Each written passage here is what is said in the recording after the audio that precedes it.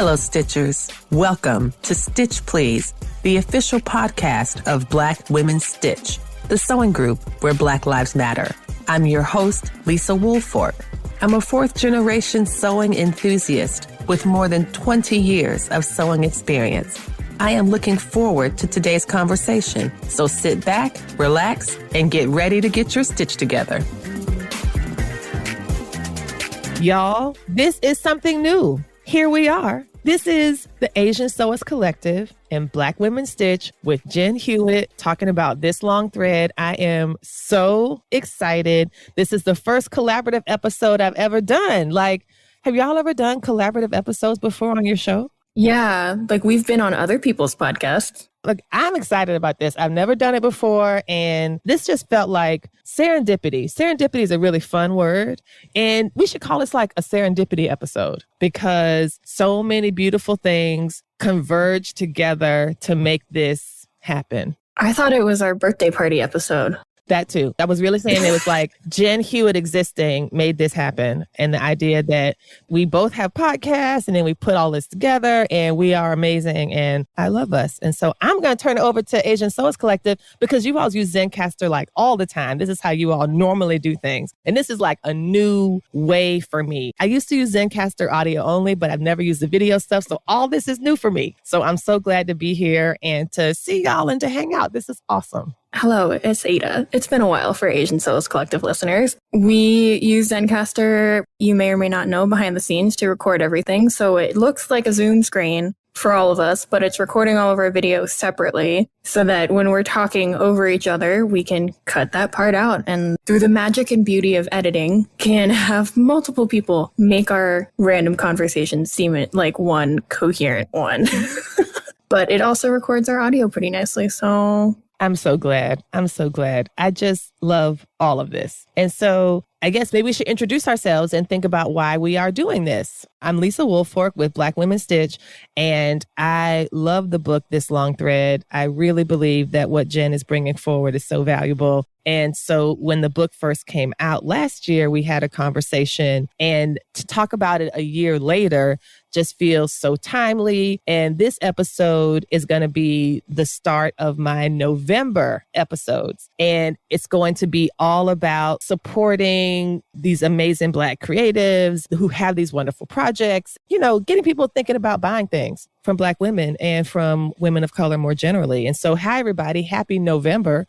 You should get your shopping list ready because we know capitalism is horrible and dangerous. At the same time, it brings us some really beautiful things from wonderful people, such as Jen Hewett. And so let's get started giving our money to the folks that make the world a great place, y'all, including Jen Hewett and the Asian Sewing Collective and Black Women Stitch. I mean, I'm just saying, if there's money to be had, there's 4 representatives here who could do some good things with it. So we look forward to hearing from you. I'm going to turn it over to my co-host for today and our amazing, remarkable guest. So what do y'all have to say? Nicole, Ada, hey.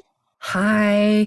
Thank you so much for thinking about bringing us together, Lisa. I am so excited to be here, and Jen really enjoyed your book and the opportunity that we get to talk with you about it. I'm Nicole. I am the co-host and co-founder of the Asian Sewist Collective. I'm primarily a garment sewist, but I'm trying to dabble, I'm working on a bag right now for that kind of stuff. I'm Philippine American. I was born in the United States. My parents immigrated from the Philippines, and I am just really excited to be here. And I also want to just special shout out to Lisa. It was so cool to meet you earlier this year. I was just fangirling and cheesing in person when you came to Chicago, and I cannot wait till the next time you come. Maybe we'll make shoes together. Yes, that would be fun. I'd love it. You didn't say anything about shoes. Well, I mean, a whole shoe school, a school of shoemaking right around the corner, kind of, from where Nicole is. And I've been there twice.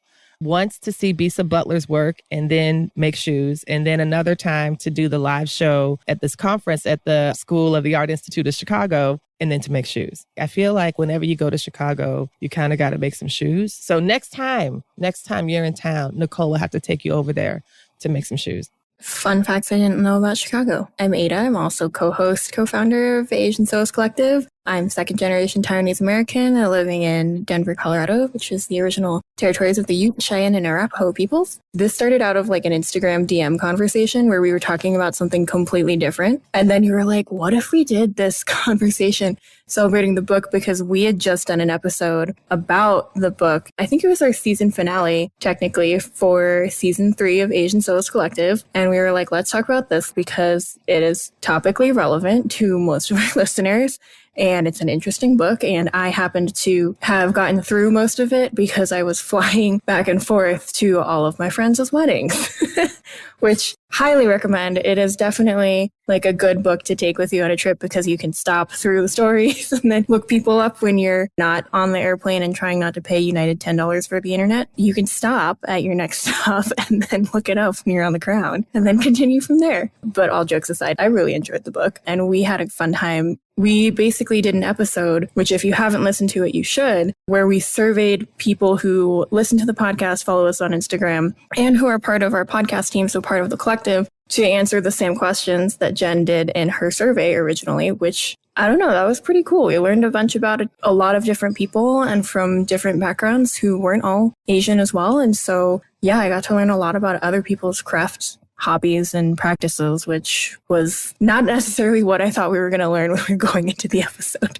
Thank you. And Jen, you are the woman of the hour here. You are the reason for the season, as it were. Tell us a little bit about you for the folks who might live under a teeny tiny rock at the bottom of a sea and don't know who you are. So just let them know who you are, what you do, and about what brought this book into your imagination. Well, so this is the perfect crossover event for me because I am both at least 7th generation Black American and 1st generation Filipina American. So Black and Asian, right? This is the perfect event.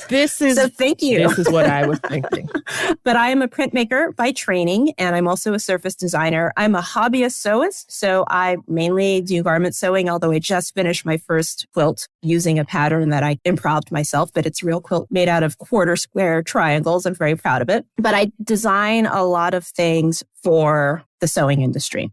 So I design primarily fabric, and I've been doing that now since 2018. So I'm on my 3rd or 4th fabric collection at this point. I designed quilting fabric long before I was ever a quilter. I have done a lot of textile art and didn't necessarily call myself a textile artist. I always say that I'm a printmaker first, and everything flows from that. But I'm owning it. I'm owning that I am a person who does and likes many, many things. And so as an omni-crafter, an omni-artist, a multi-hyphenate, sometimes that's the word I've heard recently, a multi-hyphenate. I guess that means you do a lot of things. Why does printmaking come first? When you say it, it sounds like it makes sense that printmaking would come first because that is how you make your imprint. Once you have your print down, it's permanent and not reversible. And so you have to stick with it. Is there something about the printmaking process that serves as a good anchor for your work?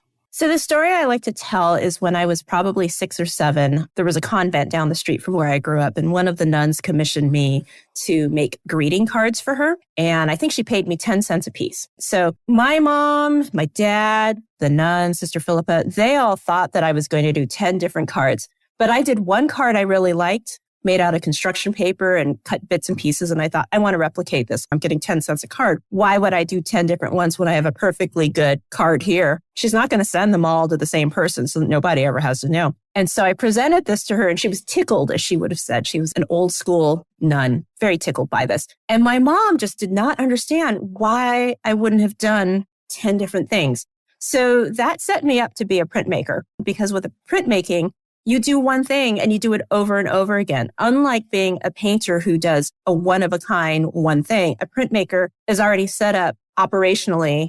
It makes sense to do the same thing over and over again. Maybe to vary the color, maybe to vary the substrate or what you're printing on, but the image will remain at its core the same. So it took me 25 years to get to that point where I realized, oh, actually, I am a printmaker.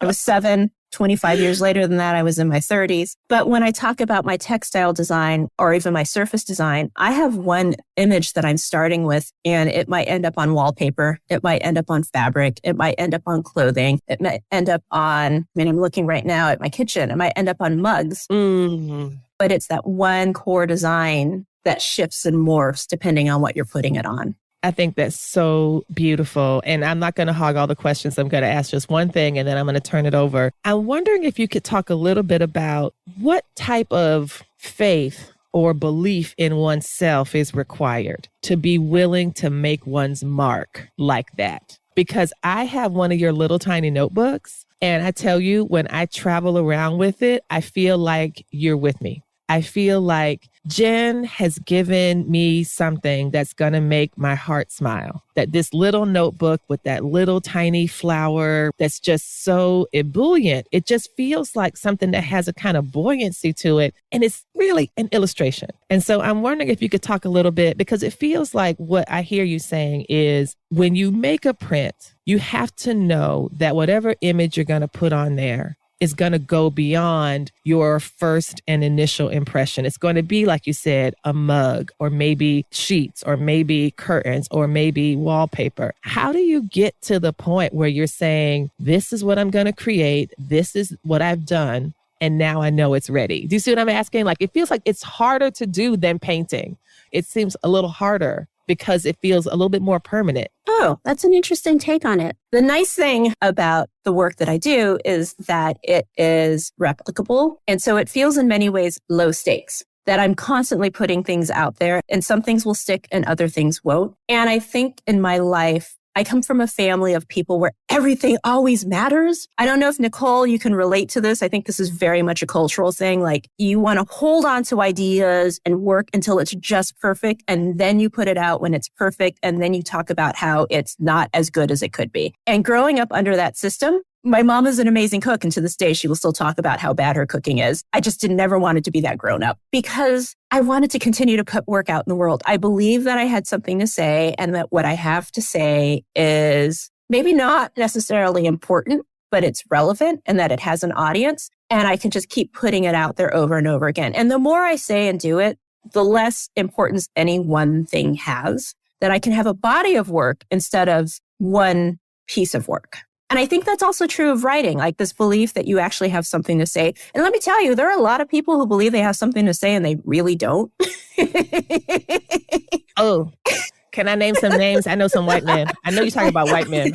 That's how we do on my podcast, y'all. I don't know how y'all do over on the Asian. So it's like disproportionately high number of them too. Such a volume. Talk about epidemics. Oh, yeah. I mean, and I went to an all-girls school for high school. All of us had things to say. We were just talking all over each other, riffing on ideas, and it was wonderful. And then I go off to a co-ed university. And I'm in this class. It's a small senior seminar. It was actually a sophomore seminar and I was a freshman. And I was intimidated because there were boys in the class and the boys would just talk over everybody. And they had really loud voices. So I wouldn't say anything. And we were assigned our first paper and I wrote this paper and I turned it in. And I got it back and it had an A on it. And the professor, Robert Middlecop, who has since passed, he died last year at the wonderful age of, I think he was 91. Wow. He wrote, "You have a fine mind. Come see me in my office hours." And so I went to office hours and he said, "There is no reason for you not to talk in class. You clearly have ideas." And he started calling on me in class. And if the boys started interrupting me, he was like, "Nope, let her finish," which, was complete allyship. And this was like, he was a white man of a certain generation and he just got it. And so I carried that with me. I love it. I love it. Thank you so much. There is no reason. And I just want to share just really quick. I remember calling my mother in tears when I was in graduate school, because I had gone to a women's college for undergraduate. And I didn't take your side that was like, these men keep talking and I'm intimidated. I was resentful and I was angry. And I was like, "Ma, there's these boys in class. They don't do the reading. They say, I haven't done the reading. Here is my opinion." And I'm staying up. We had like 500 pages a week. Like, it was intense. And I was reading and taking notes and I had charts and all of this stuff for my ideas before I could say something so I could be prepared. And instead, white men would show up and just be a yammering with opinions out of nowhere. And my mother was like, "Why is this girl calling me with such foolishness?" Don't worry about these people. You are there to do your job, Lisa. You do your thing and don't worry about the rest. And I'm like, "Okay, but it's just not right, Ma. You just got to see it to believe it. It's appalling." But yeah, thank you. Thank you. I'm going to mute my mic now and see, I know we have other amazing questions loading. So I'll turn them over to Nicole or Ada. I just want to jump in. Jen, so much of what you just shared resonated with me partially because I grew up as daughter of Philippine immigrants. I think that there is a lot of the perfectionism mindset, this like expectation of perfection. And the things that you were describing, the professor that was so important for you in recognizing that you had your own voice. As a human being, I am still growing into who you are, I like to think. I need Ada to tell me, Nicole, what you have to say is valuable. I need my friends to say, what are you talking about? The crooked hem? You look amazing. You know, I still need that as a woman who is well beyond high school and college years. But it's so wonderful to hear your story and to see that for you, you have these folks. I have them too. They're coming. They're here. But I feel like I'm just, I don't know, growing into you. That's a bit weird. I'm sorry. That sounds very strange. But I know what you mean. I enjoy, there's an Instagram, and he's also a writer, but an Instagram influencer. I can't remember his name, but his account is Advanced Style. And it's photos, mostly women who are older who have a certain style. And they are out there with pink hair and crazy outfits and just looking absolutely gorgeous because they're completely owning something. When I saw that, I thought, that's how I want to get older. I want to get older in a way where I don't give a fuck. I am doing the things that I want to do because I can, because I deserve that. This is also something that happens. I'm maybe the oldest, or Lisa, we're around the same age. I think I might be a teeny tiny bit older than you by a teeny tiny bit. And this is definitely something that when I hit 45, I kind of became this person fully. It takes a while. It definitely takes a while. I didn't really start feeling this way until much therapy in my 30s, and then really having to control my employment, how I was earning my money, because I went off and I started consulting. So I had to walk into things with confidence, even when I didn't feel that I was confident. And a lot of that faking it just really made it happen, which is amazing, because if you just say something with a certain amount of confidence, people believe you. Not necessarily a good thing, but what's the saying? Like, walk around with the confidence of a mediocre white man and get anything that you want. At the same time, I want better for myself. I want to walk around with the confidence of a brilliant Black woman, That part. Yes. Jen, I want to back up to something that you said a little bit earlier, and it sort of ties into the confidence thing. Something that I picked out when you were introducing yourself was you said something to the effect of, I am now comfortable with calling myself a textile artist. And that is something that several guests on our podcast sort of reckon with, not maybe necessarily calling themselves textile artists, but I know there was one episode where someone was reluctant to call herself an artist at all. And it's something that they had to grow into and realize about themselves and value about themselves. So I just kind of wonder the framing behind saying, why only now do you consider yourself a textile artist when maybe in the past, if you were doing the same or similar activities, you didn't really see yourself that way? I've always seen myself as an artist. That was not a hard identity for me to claim because that's who I've always been. I think the harder part for me was really leaning into the textile part because so much of it can be very exclusionary. Like there's something about the textile art world that until fairly recently, and even still recently, there are the few outliers who are held up as paragons of what it means to be a woman of color who does this work. I didn't necessarily want to be lumped in with people that I couldn't relate to, experience-wise, work-wise. That was hard for me. And it was really the process of writing the book and interviewing folks and reading their stories that I was really able to claim being a textile artist, because I was speaking to people who I could relate to, who were doing work that I could relate to, who were calling themselves artists, textile artists. And so the book allowed me to call myself a textile artist. And in many ways, I had to approach the book and the people I interviewed and the people I surveyed as a textile artist in order to have credibility with them, because otherwise I was an outsider. Sure, that's definitely fair. And I love this embrace of this particular aspect of your identity. And there are definitely vignettes throughout the book where you sort of see that, where folks say, I did not think that this craft was for me until I met XYZ. I'm thinking of the owner of the store Gather Here in Cambridge. Oh, yeah. I think her name is Virginia. Mm-hmm. So what Ada was saying about get off the plane and get on Instagram, I was like, okay, get on Instagram. That's new people to meet. You see, I have all these tabs as well, Nicole. I'm the same. I was like, okay, wait, this is more people to talk to. I have my book. It's like I'm back in grad school. I got all these tabs. I thought she was about to say, like, I was using it as a shopping guide. Oh, yeah. But also maybe maybe, Ada, maybe. Also, yes. We need to come back to that point of you looking things up a little bit later because I have thoughts on that. But sorry, Nicole or Ada, we were talking about Virginia. Nicole was talking about Virginia. I was just saying that something I think that she had said in her, I think it was an interview, because in the book, there's like essays and interviews. I think it was an interview. And she had said that she wanted to open up a space, but she was a little bit hesitant because of the area that she was in. It was predominantly white. She didn't necessarily see herself as part of that community, but she went and did it anyway. And then folks from all over, she started to see herself in the community because other members of the community saw her. And so I thought that happened many, many times throughout the book. And it's something that I have felt too, I think. Maybe everyone on the call can relate. But that's one of the things that I really enjoyed, because with almost every essay, there was something that I picked out that really just felt like a kindred sort of feeling. There's something, even the one about the border crossings. I'm an immigration attorney by trade. And so like reading that story was just so powerful and interesting and wonderful to see these different facets of craft in our communities. It's not really a question. I think it's just a comment. I don't know, nerding out. But Ada, I'm sure you have lots of questions too.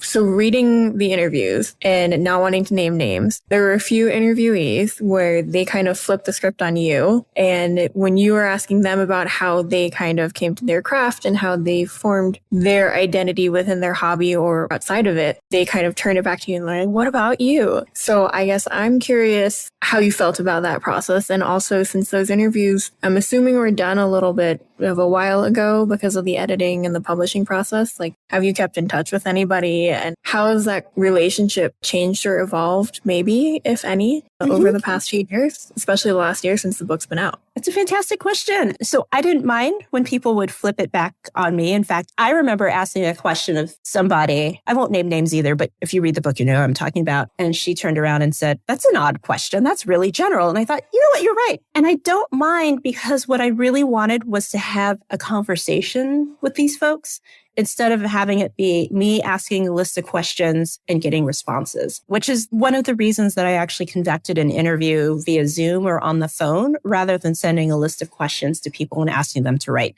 The other reason is, well, a couple of reasons. Some people aren't very comfortable with writing, especially when you're working with folks who are ESL. And also, like an hour of their time of me asking questions, I get to do all the work. I have to transcribe it. I have to proofread it. I have to do all of those things. I have to go back to them rather than me sending them a list of questions and it's going to take them 4 hours to do. But that's a long-winded answer. No, I really wanted to have that back and forth with people. And I didn't mind being challenged because in many ways, I had set up this interview itself as a safe space for these things to happen. And have you kept in touch with anyone since then? I've kept in touch with so many people. It's actually been really lovely. Not just people who I interviewed or who I featured, but also people who responded to the questions. And I will see a name, like they'll respond to my newsletter and I'll see that name and realize, oh, that person completed the survey. That person was in such a Zoom call when we launched the book. I have kept in touch with quite a few people, probably almost everybody I interviewed, and definitely a lot of the people I profiled who completed the survey, and I included almost full length of their survey. I've kept in touch with a lot of those folks too. That's amazing. I was tagging someone in the book. I was like, oh my gosh, you should check this out. You know about Jen Hewett? Check her out. And they were like, oh, I'm in the book. I did an interview. I did a survey. And I'm like, well, then this all feels great. You know, it feels great. It feels like I'm on the right path. And mostly, more importantly, so is Jen. This person that I was sure would really appreciate the book was actually in the book already. So, yay. Well, and somebody posted on Instagram that her mom had asked for my book for Mother's Day and then opened the package and went to the back and said, by the way, I'm in this book. Ultimate flex. Thank you for this what gift. A flex. Here I am. We all know that I'm the real gift, being your child. Here we are. Look at me in the book. You're welcome, mother, but I made you the mother you are. Yep. I hope she framed it. I'm sure. Yeah, one of the nicest things about the book has been the community that's popped up around it of people who were in the book, people who've read the book, and also a lot of fabric stores, quilt guilds have been doing book clubs. You all did something as well, Asian Sewist Collective. I mean, it's what I'd hoped would happen, but also I didn't want to have to put that much work into it because I have other things to do.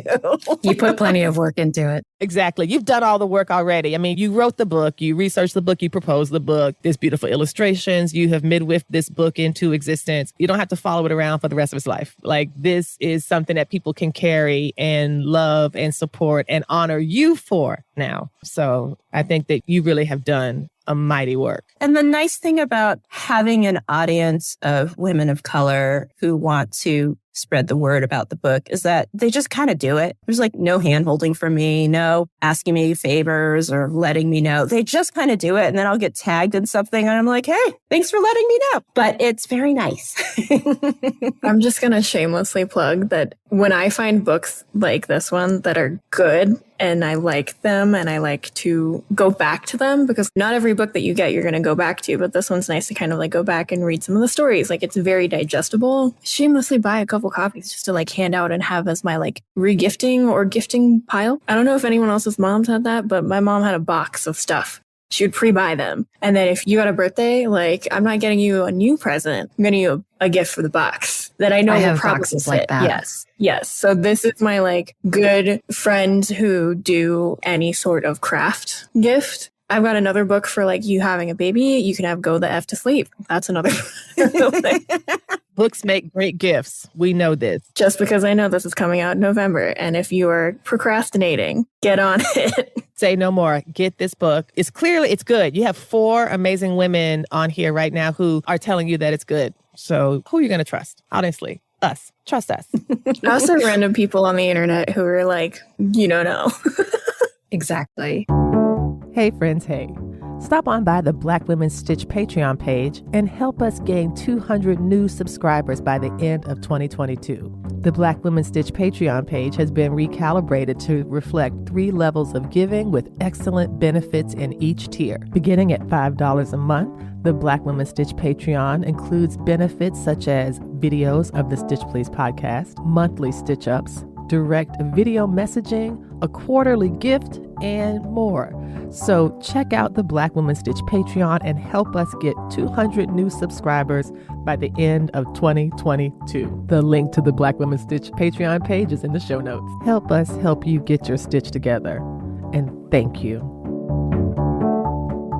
But the thing about the book I love is I think it feels more like both an archive and a resource. And I think that that's what I got from you, Ada, saying that you could read part on the plane. And then when you got a chance to follow up, you can kind of look up these people's names. I mean, I definitely was looking through and like, oh my gosh, I didn't know this particular part, or I knew who this person was, but I didn't know this particular slice of their story. Or I think the border crosser as well, like her story, just about the fear of being a child and not being able to have that kind of full sense of being able to move well in your own body because of fears of things that are beyond you, and still flourishing in such beautiful ways and creating such powerful work. And I'm so glad that you have that story there, Jen, because you have her tell her story in her voice. I can't imagine me ever knowing this otherwise. That story in particular seems one that how would I have known it if I had not gotten your book and read it as part of this larger collection of stories of us, of women of color, and how we make connections through the power and inherent liberatory creativity that is in or can be in making. And I think it was really powerful. So I do return to that one, like just mind blowing.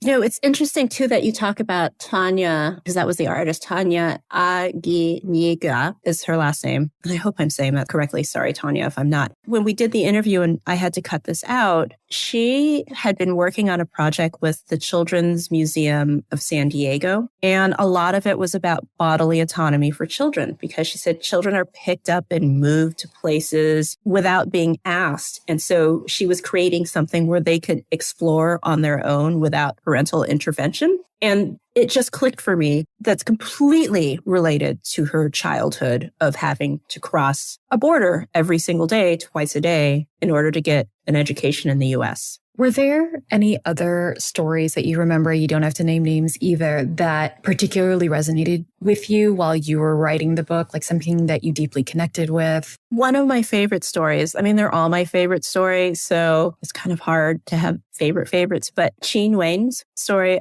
her grandparents were in Vietnam and her grandfather went off to the north to fight and left his wife, Chi's grandmother, in the south. And she was the second wife and his family didn't really like her. So she decided she was going to go back. She was going to go up north to find her husband, to be with him. And he had never told her where he was, but she had this intuition. And she was in this village that she had heard that some of the soldiers were in. And she looked up and she saw the boxers that she had sewn him hanging on the line.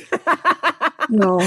And she asked, well, my husband's here. And I said, no, you're mistaken. And she said, I sewed that underwear for him. His name is in it. He is here. So they were reunited because she recognized the boxers that she had sewn for him. And it was this amazing love story where he would comb her hair and she had waist-length hair and he would wash and comb it because she couldn't do it on her own. And then Chi's work involved weaving with hair because it was so intrinsic to her grandparents' story, to their identity, to her identity as a weaver, that something can come full circle like that. That really touches me because I think a lot of us have those stories that maybe we didn't even know. I certainly am learning things from my mom now and from my cousin about my grandmother on my dad's side, ways that actually click and I'm connected to without ever having really known the story. And I think all of us have elders. They will tell us the stories they want to tell us. And then one day, some story you've never heard will come out and you're like, that is our origin story. This is the story you're holding out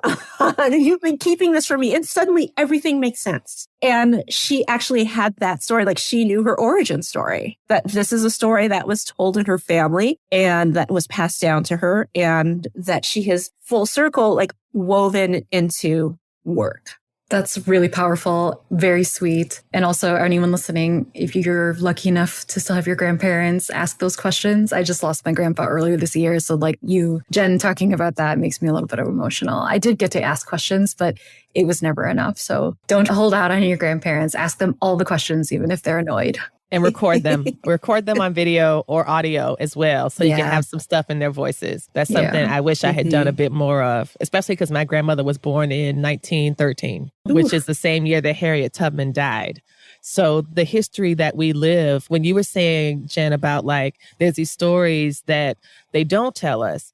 But there's also, when you hear the story like you described, it feels like it was waiting for you and that it was activated in your own body and your own knowledge and experience once it was told to you. So it's just all those inner connections, I think, are really powerful to think about what we have in our own consciousness that come from our parents, our families, all of these inputs from community that might just feel like they're loosey-goosey until you realize that other people have them too. And then that is how we make those connections. So I just think it's just really a beautiful illustration of a largely beautiful work overall. So that's really quite touching. I was going to say, I have a sad story to add to that. It's happy. It's related to the book, though. When I was reading the book for the first time, I think I came across a story from, I just looked it up. Is it Shawnee? Is that how you pronounce it? Sean, who is at CAUCHY complete on Instagram. Who's a quilter. I'm not a quilter. But they made quilts out of their ties, or their dad's ties. And when my dad passed away, he wore ties like way back in the early 90s, I guess, 80s. Ties were like fat, not like the skinny ones you have now. They were like fat. Index card size ties. Yeah. They were sizable. They were large, and I don't know why he had like kept them around for so long, but when we were cleaning out mid-COVID, had to clean stuff out, couldn't really dilly-dally on stuff. And so we were like, okay, we're going to keep some of these ties. And so I kept a few of them and I cut them in half. So my sister I made her scrunchies. So we each had a half of a tie scrunchie. And so we had the butt ends and then the short skinny ends. So we got like half, we split like how many butt ends you got and how many of the half ends. And I just remember reading about the dead dad tie quilt being like, man, that was probably a better idea. But hey, now I have scrunchies, and now I know somebody else has also come across their dead dad's ties and been like, I should make something out of it. Absolutely, yes. Don't worry, I also saved like some pretty bad corduroys that I think are from Costco. The man loved Costco clothing. Oh my gosh. I know. I get presents from my mom every year now that's some kind of Costco clothing. And I kind of love it because it's a heavy duty sweatshirt or it's a puffer coat. It's clear that mom went to Costco right before Christmas, realized she hadn't got me a gift. And she was like, I think she needs a puffer coat. It's cold in upstate New York. And Jen won't go to Costco on her own. She'll never know where this came from. I'm sure this is lovely. I wanted to ask, so 1 year later, the book has had its chance to grow and mature, and it's had such a wide influence. I mean, I've been reading some of the reviews, and I always think of those as little tiny indicators of larger messages. And the overall consensus seems to be celebratory gratitude, if I could put it into 2 words, like folks who are celebrating that this book exists and that women of color are having their voices centered and amplified and talking to a variety of people.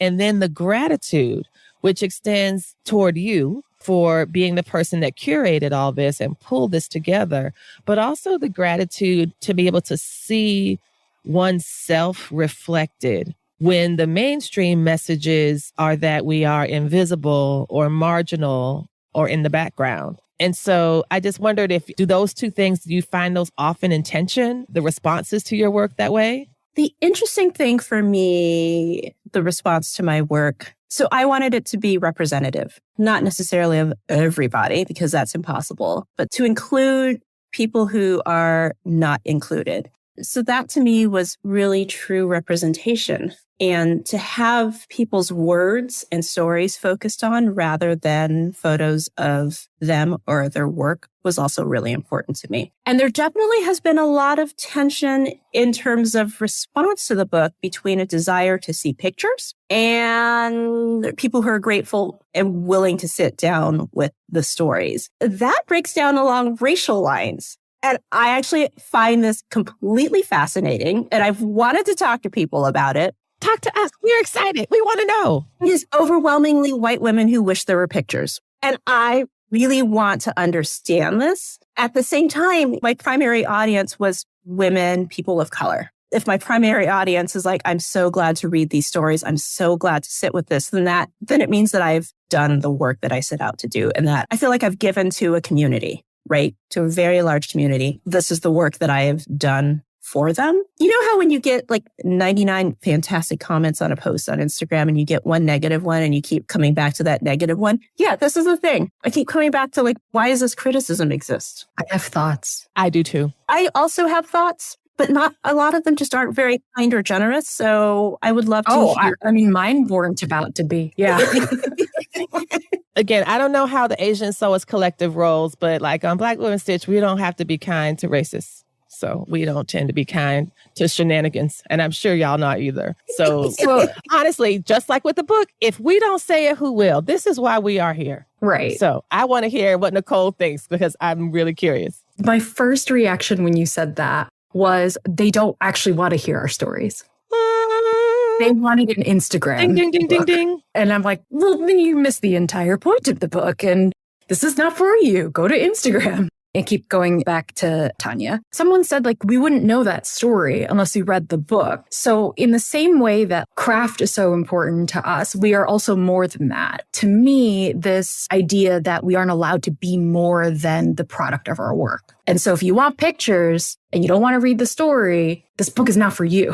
And it's a reflection of who you are and in the way that you see women of color in craft. And so that was my instant thought. I was like, because they don't want to hear from us. They just want to look at pretty things. They don't really want to know more about us. And I know, like, for Ada, this is why you wanted to start the podcast, you know, like, they want a coffee table book. They want that nice book with the shawls in it, pretty pictures, and they'll just put it on the coffee table and they'll look at it once. They bought it to support. And then, I'm using air quotes here, they bought it to support, and then it's like sitting on their table and they never open it again. And it just shows people when they come over to their house, like, oh, they're cool. They must be in LA. They have the book, but that doesn't really count. That doesn't count as work being done if you've just done the thing and not actually read the stories and understood it. Mm-hmm. I agree with both. My feelings are very similar. And I think my direction was actually taking it from Black Studies. There's this famous book called the Black aesthetic, and it was written like in 1973. And one of the proponents of this art movement was Hewett Fuller. And they were doing a lot of Black arts at the time to just elevate and amplify, because as what we now know, things were like a lot worse 50 years ago. One of the things that Fuller said was this. He said, "The facts of Negro life accuse white people.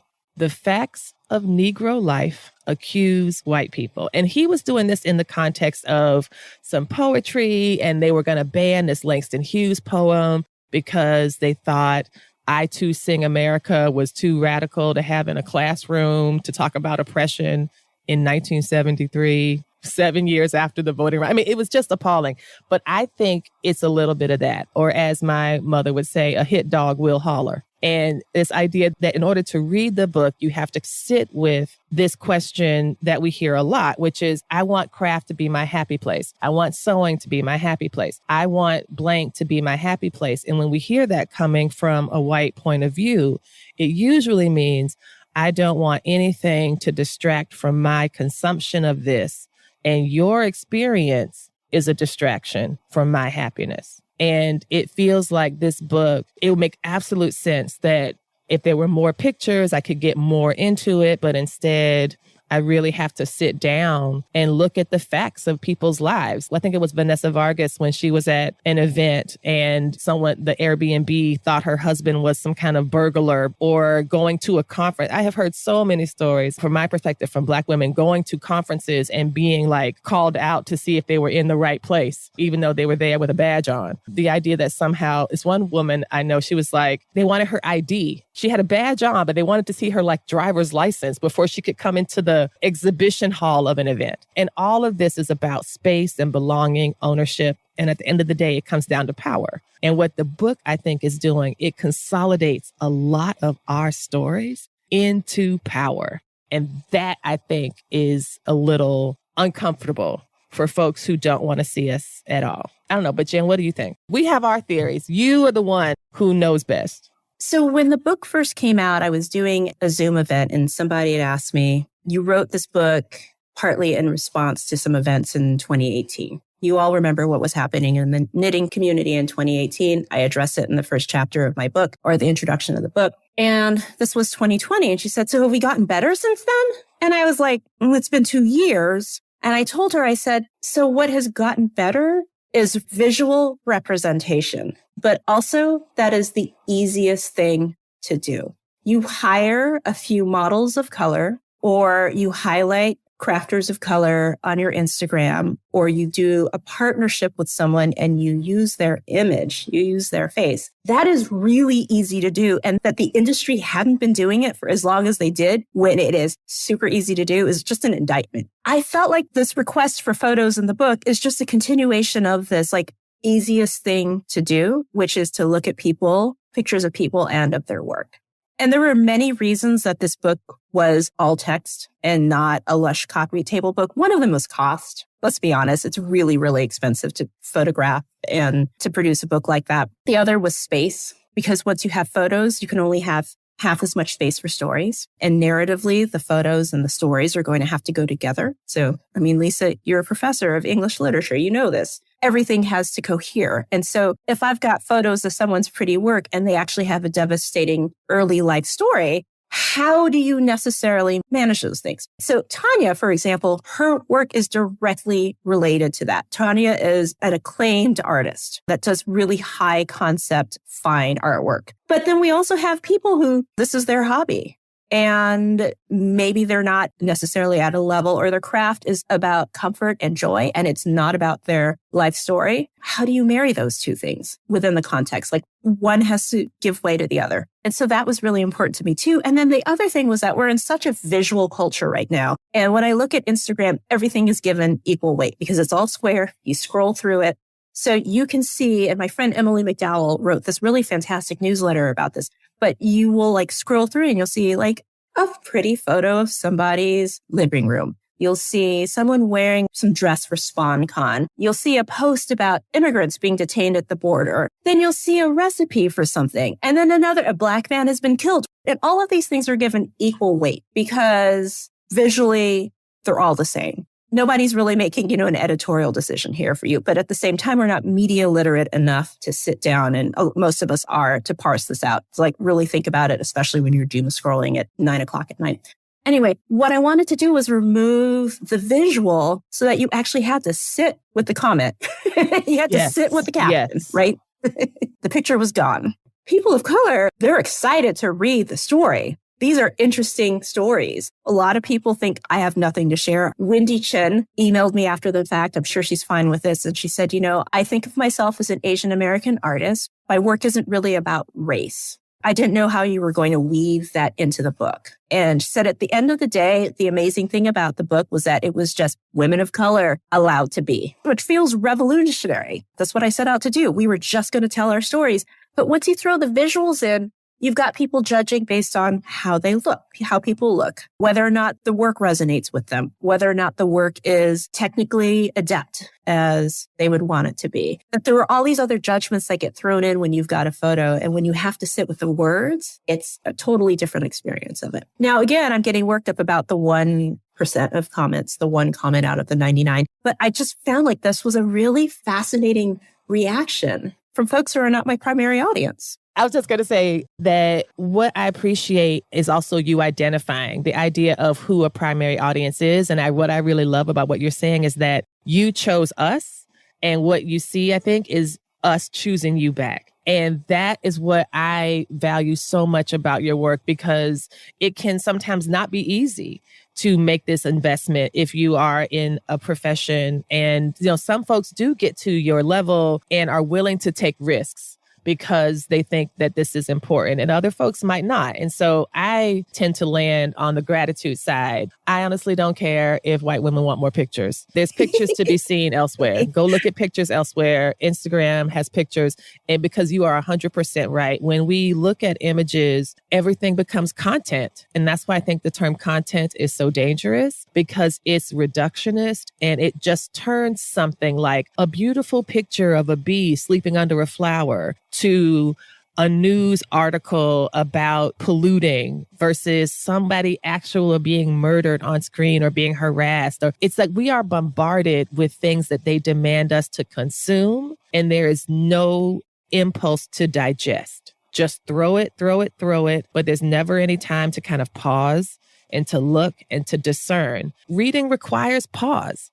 And maybe some folks feel like a little resentful, like, wait a minute, I have to sit down and read these stories now. There's no easier way to do this. Is there not like a companion short film of everybody that I might be able to look at instead? Like, I don't know. I just keep thinking it's about currying attention and who is worthy of sustained attention. And you have proven and reminded us that we ourselves are worthy of that type of sustained attention, that we can pay attention to the things that sustain us, and we can reciprocate that by working and acting in and through community.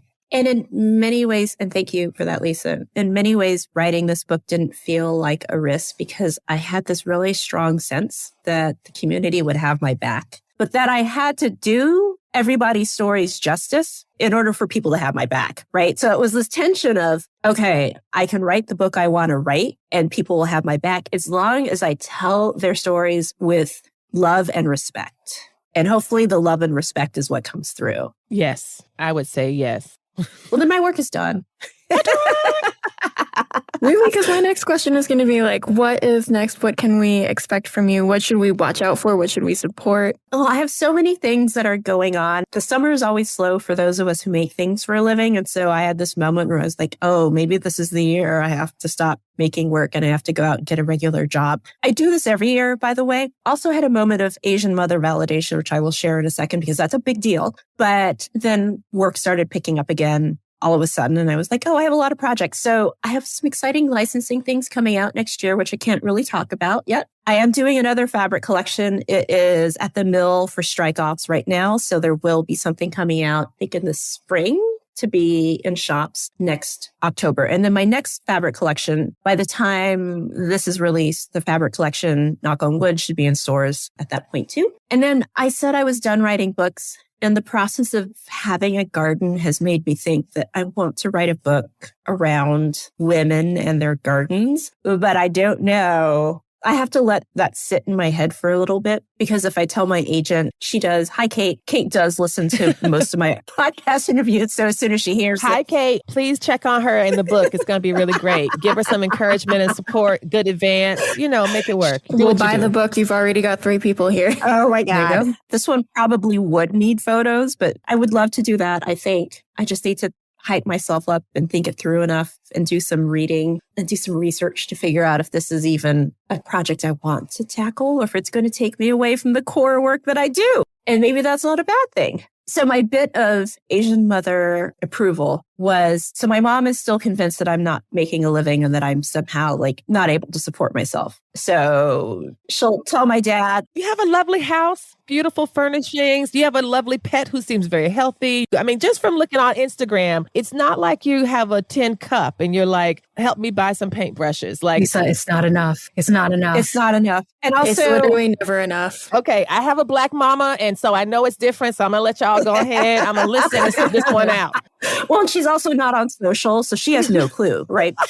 My dad said, well, we got your last newsletter. Also, my parents read my newsletter. And when I talk to my dad, he wants to talk about the things that are in my newsletter. I'm like, uncomfortable, Dad. that lives in the newsletter. We don't talk about that on the phone. But he said, so we got your most recent newsletter. And I thought, well, let me check out your store. I haven't looked at your store for a while. So your mother came over and we were looking at your store, and then we clicked over to your website, and your mother saw all the work that you've done and all the things that you're selling. And she said, oh, I think she's going to be okay. Wow. That's a big deal. It's a huge deal, right? And I told my dad that every time Mom says, should we send her money? He should just say yes. I won't say no to Not about need. It's just like, yeah. Yes. Yeah. $20 in a card. I'm happy. I'm all for that. So you use it for something, right? I mean, so yeah, that felt like a big deal. Also, my dad doesn't read much. I think my dad has a little bit of dyslexia and he's had it his entire life. So he's not a huge reader. So he did read the book. He will be the first one to buy an audiobook if it ever happens. For various reasons, it's a very complex book to make into an audiobook. But my mom loves the book. And sometimes she'll read the same chapter over and over and over again. So she said, you know, all these very interesting people. And I thought, well, you're actually also really interesting too. You just won't let me interview you. Oh. Why are you asking me that question? So, right, Nicole, Ada, that's really sweet. She's proud of you. Just she won't say it with those words. No, yeah. No, God forbid. It's not in their vocabulary, but they show it. Oh, I love it. That's like the best validation ever. It's kind of like you are golden right now, right? Mm-hmm. You got the 2 thumbs up. She's seen the website. She knows you're solid. We're good. I'm going to carry this with me until Christmas, and then we'll see what goes from there. Jen, I am, again, so thankful for you talking with us today. I'm really excited to think about what you do next. I can't wait. I really love that I know people that have fancy projects they can't tell other people about. I'm like, I know people who have NDAs. I would love to have one about something, but not a criminal, but like something exciting that brings you money. That's the kind of NDA I want to get with. I could do it. I love it. Jen, I'm so grateful to you. And I'm also grateful to Nicole and Ada for this wonderful conversation. Thank you for including me. Do y'all have anything you want to say or do to wrap up? What do you think? I mean, thank you all for being here, spending a lovely Sunday afternoon with us. By the time this comes out, it'll be in 2 months, so we'll no longer be warm where it is for all of us. I don't know about that. For me, Chicago weather's weird. Global warming. We've got bigger issues. But yeah, no, it's been lovely to chat with everyone. And I'm so grateful that we got to spend this time together and that this came together and we made it happen. Go team. That's all I want to say. Yeah, just echoing the same sentiment. I think it was a really great idea. Lisa, keep them coming. You've always got great ideas. And I feel so grateful that you invited us into the space. And Jen, it's been really great to chat with you. I think by the time that this episode does come out, Ada, are we going to be releasing season 4? ?